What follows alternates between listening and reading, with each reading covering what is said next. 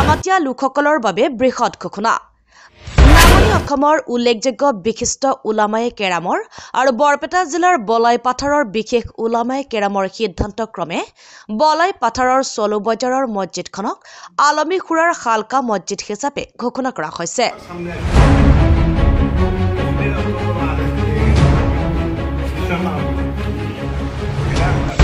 বৰভিটা বাইতুল আমান পুৰণা মছজিদৰ জনসাধাৰণ হাত উত্তাল কৰি সমৰ্থন জনাই আলমী খুৰাৰ অধীনত কাম কৰিব বুলি সন্মতি প্ৰকাশ কৰিছে।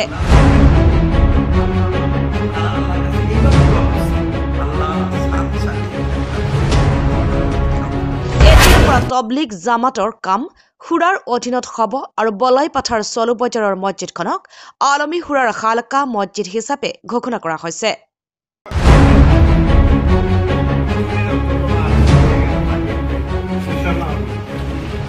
যে সমস্ত ওলামারা তাবলীগ চালাইতেছে তাদের নেতৃত্বেই আপনারা করবেন।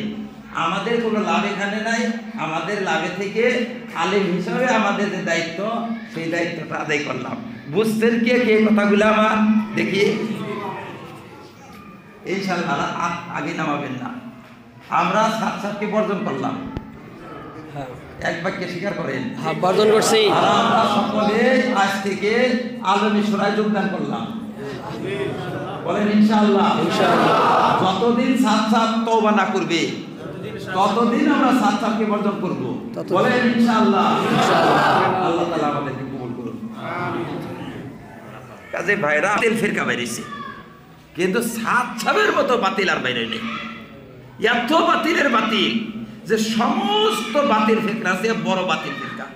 কারণ মওদুদি দুই একটা কথার সাথে আমাদের ব্যবধান দিয়েছে, দুই একটা কথা ওইরকম ভাবে বেরলিবিয়া যারা বিদাতি রেজাকানি ওদের সাথে আমাদের সাথে দুইটা চারটা কথা, ওইরকম গাড়ি মুখাল্লি এদের সাথে আমাদের সাথে দুই চারটা কথা। কিন্তু সাতসাবের যে একবারে পুরা ইসলামের মধ্যে আমাদের সাথে বাইজা বসছে। কাজে সাতটা দুইটা অসুবিধা। একটা অসুবিধা হলো পুরা ইসলামের মধ্যে বাজাইছে, আর একটা অসুবিধা হলো কি জানেন, বড় অসুবিধা, সেইটা হলো উনি সারা বিশ্বের আমি। আর তাইলে এই ফেতনাটাও সারা বিশ্বের ফেতনা, বড় ফেতনা, কইটা ভয়ানক ফেতনা। আর আমরা এত ভালো ভালো জিনিস পচলে যা গন্ধ হয়, ভালো জিনিস পচলে যা গন্ধ হয়। আপনি খালি কাঁচা কলা খান, কাঁচা কলা খাওয়ার পরে পেটে থেকে বাড়ি করে দেন, গন্ধ করবে না।